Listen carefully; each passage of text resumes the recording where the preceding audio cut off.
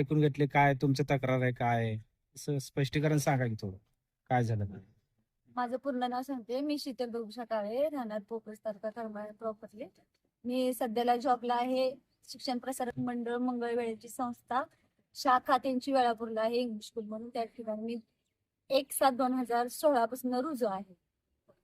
आणि माझा त्या दिवसापासून म्हणजे 18ला एक 18/1/2018 मला टर्मिनेशन ऑर्डर दिली त्यांनी मुख्याध्यापकांना. आणि ती नंतर मी टर्मिनेशन ऑर्डर मला दिल्यानंतर मी कोर्टात धाव घेतली. कोर्टाचा निकाल 11/1/2023 ला लागला. तो माझ्या बाजूनेच आहे निकाल. आणि तो निकालानंतर माझ्या संस्थेवरती माझा विश्वास होता, त्याच्यावर विश्वासावरच मी बसून होते. त्याच्यामुळे मी इकडे येतच नव्हते जास्त करून. त्यांनी स्मिता पाटील यांच्याकडनं 24 मध्ये 16 फेब्रुवारी 2024 ला मान्यता घेतली माझी शिक्षण सेवेची.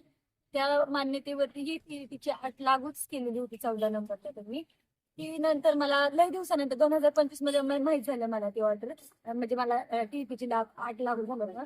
मग ही संस्थेला पण विचारलं मी आणि इथं पण विचारलं. त्यानंतर यांनी मला शासनाचाच निर्णय आहे असं तसं करून मला हँड्स आउट केलं माझा. परत आपले जगताप साहेब आहेत, त्यांनाच भेटल्यानंतर ते म्हणले की तुमची सुनावणी, मला काय तुमच्या शालर आयडी साठी शिफारस देता येत नाहीये. मी तुमची सुनावणी DYD ऑफिसरलाच लावणार आहे पुण्याला. मग त्यांनी सुनावणी लावली. तिथे सुनावणी झाली. त्यामध्ये माझी सुनावणी झाल्यानंतर 1.5 महिन्याने मला तो इतिवृत्त पाठवण्यात आला आणि माझी शालर आयडी दिला. त्यामध्ये 1 ते 13च नियमाला अधीन धरून मला ती शालर आयडी माझा झाला. मला तिथं टीईटीची अट लागू केलेली नाही. त्यासाठी मला भरपूर त्रास झाला. मला मंत्रिमंडळात, मंत्रालयाला, परत आपल्या देवाभाऊच्या ऑफिसमध्ये मंत्री आपले भुसे साहेब ह्यांना स्वतः जाऊन समक्ष जाऊन प्रस्ताव दिला. त्यांच्या क्लार्क जे ऑफिस मधले आहेत त्या सगळ्या क्लार्कनी आपले जे आताचे शिक्षण अधिकारी आहे जगताप साहेब त्यांना फोन केला. त्यांनी 2 दिवस कंटिन्यू 2 दिवस फोन उचलला नाही. परत नंबर बंद करून ठेवला त्यांचा. परत DYD ऑफिसर आपले मोरे साहेब आहेत त्यांनाही कॉन्टॅक्ट केलेला आहे. आणि आपले देवेंद्र फडणवीस साहेब आहेत त्यांच्याही ऑफिस मधून इतके फोन गेले हे दोन्ही साहेबांना. दोन्ही दिवस त्यांनी मोबाईल बंद ठेवला. नंतर मी आमचे आदिवासी, मी ST आदिवासी आहे गायपारगी म्हणून फसेपारगी मधला. आणि आदिवासी मधनं मला मी अपॉइंटमेंट घेतलेली होती. आपले अशोक विखे साहेब आहेत आदिवासी मंत्री, त्यांना जाऊन हा सगळा प्रस्ताव दिला.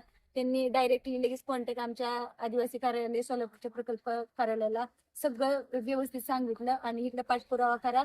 त्याच्या अधीन राहून आपले जे मोरे साहेब आहेत त्यांनी मला शालार्थ आयडी दिला. आणि आता नंतर मला माझा पाठीमागचा बेनिफिट काढायचा आहे 2016 पासून 10 वर्षाचा. त्याच्यासाठी मला नेहमीची मान्यता लागते.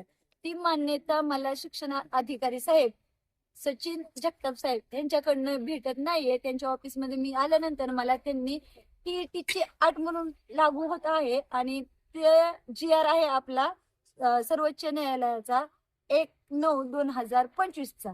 मग मी त्यांना म्हणते हे सर चुकीचं आहे. मी पाठीमागची लागलेली आहे 2016ची.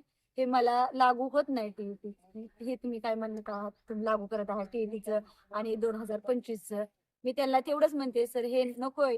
आणि पेसा भरतीचं पण मी त्यांना सांगितलं. आदिवासी मधनं पेसा भरती ही लागू सोलापूर जिल्ह्याला केलेली आहे. आपले जे मंत्री होते गेल्या ऑफर कशाच आहेत? त्या ऑफर का ते मी त्यांना सुरुवातीला भेटले त्यावेळेसला त्यांना माझ्याविषयी बरंच माहिती झालेलं होतं माझ्या याच्या आधी. मला डायरेक्टली त्यांनी माझ्या वैयक्तिक म्हणजे त्यांनी माझ्या शैक्षणिक विषयी विचारायचं सोडून त्यांनी वैयक्तिक माझ्या नवऱ्याविषयी माझी चौकशी केली. तू एकटीच राहते का, अशी करते का, तशी करते का. आणि नंतर मी सगळं सांगितलं त्यांना. माझा घटस्फोट झालेला आहे. मला प्रत्येक वेळेस मग वेगळ्या दृष्टीने बघितलं जातं. फॅमिली विचारलं. परत ऑफिसमध्ये पण चर्चा, प्रत्येक जणांनी माझी चर्चा केली. आणि त्यांना पण हे निदर्शन त्याच वेळेला कळलं होतं की मॅडमला हे काहीतरी बोललेत म्हणून. मग आता मी ते उघड सांगू का त्यांची ऑफर काय आहे ते. ती सोमवारी पण मला ती डायरेक्टली घरी हे शब्द काढलेले आहेत घरी. म्हणजे त्यांनी कसं केलं, मला मी तिथं समोर बसलेली होती खुर्चीवरती जवळच समोरच्या त्यांच्या खुर्ची, हो समोरच. आणि त्यांनी एका क्लार्कला मुद्दा बोलून घेतलं आणि ते काय म्हणले ह्या फायली सगळ्या घरी येऊन ही करायच्या माझ्याकडे द्यायच्या आणि 2 वाजेपर्यंत फायलीवरती सह्या घ्यायच्या. हे त्यांना नव्हते म्हणत, हे मला बोलत होते, ते त्यांना फक्त हे करत होते शिक्षणाधिकारी शिक्षणाधिकारी. ते मला ते आधीपासून हे ज्यावेळेसला माझं सप्टेंबर मध्ये 2025 मध्ये मी आलेली होती, त्याच वेळेसला त्यांनी मला ऑफर केलेली होती की मी हे सगळं सांगायचं का हे ऑफर काय आहे ते. नाही नाही नाही नाही समजला आम्हाला विषय पर जेव्हा पुढचा पाऊल शिक्षण- काय असणार आहे तुमचं? पुढचं म्हणणं मी त्यांच्यावर आता मी काल पण जाऊन आले संध्याकाळी एसपी ऑफिसला. अध्यक्ष साहेब नव्हते, त्यांना मॅडमला भेटले. मॅडम म्हणलेले मला 11 वाजता या आणि तुझा विषय काय आहे ते सांग. मी म्हणलं मला केस कंप्लेंट दाखल करायची आहे, माझी हॅरेसमेंट होती 10 वर्षापासून. मी सगळ्यांवरती विश्वास संस्थेवरती टाकला होता. मी प्रशासनाविषयी आदर व्यक्त करत होते त्यांचा, मी आजपर्यंत पण केलेलाच आहे, आणखीनही मी करते प्रशासनाचा शिक्षणाधिकाऱ्यांचा आदर. पण तेच माझ्यावर वेगळ्या दृष्टीने बघत असेल, मला वेगळ्या नजरेने बघत असेल, तर मला वेगळी ऑफर करत असेल तर मला सांगा, मी ते स्वीकारायचे का? मी प्रशासनालाच विचारते, एकटी बाई जगू शकत नाही का?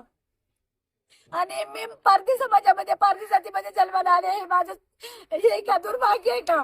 का मी कम नशिबी आहे की मलाच टीईटीची अट लागू होती या माझ्या ह्याच्यावरती कागदपत्रावरती मान्यतेवरती. मी त्यांना एवढं पण म्हणते की शासनाच्या नियमाप्रमाणे जे बीएडचे शिक्षक आहेत त्यांना पण तुम्ही अटी लागू केले ते पण मला द्या, म्हणून ओरिजिनल मला बघायला द्या. मी स्वीकारते तुमची टीईटी लागू केलेली ऑर्डर मान्यता.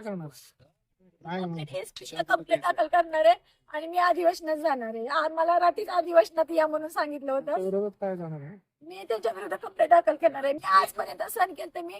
मला वाटत होतं कुठेतरी त्यांना माया दया माझं कॉन्टॅक्ट माया दया पण करू नका म्हणते. माझं शिक्षण बघा, मी काय आहे, मी कुठे आहे, मी कुठल्या लेवल मध्ये कुठल्या स्तरामधनं आलेले आहे. एकीकडे शासन म्हणते शिका शिका, तुम्हाला आरक्षण आहे, तुम्हाला नोकऱ्या आहेत. एकीकडनं आम्हाला म्हणणार तुम्ही शिका, प्रगती होती या तुमची होणार आहे, तुम्हाला सवलती आहेत. बरोबर कसे शिकायचं? माझी आई सोबत आलेल्या आईचे पण विचार आहेत. माझ्या घरामध्ये कुणाचं शिक्षण झालेलं नाहीये, मीच एकमेव आहे शिक्षण घेते आणि ह्याच्या पाठीमागं पण कोण नोकरी नव्हतं आणि आता पण नाहीये कोण. पण आता काय आश्वासन दिलंय का जगताप साहेब? आज जगताप साहेब असं डायरेक्टली म्हणतात की मी टीईटीएस तुम्हाला तुमच्या मान्यतेवरती मी 8 लागू करूनच तुम्हाला ते देणार आहोत. तुम्हाला न टीईटी लागू करता मी तसं मान्यता तुम्हाला देणार नाही. हे असं त्यांचा ठाम निर्णय आहे. ते मला मान्यता टीईटी लागू करूनच देण्याचं हे त्यांचं. तुमचं काय ते मान्य करून घेणार काय? मान्य करून नाही घेणार, त्यांचं मान्य नाही ना. मला मान्य नाहीये टीईटीचं.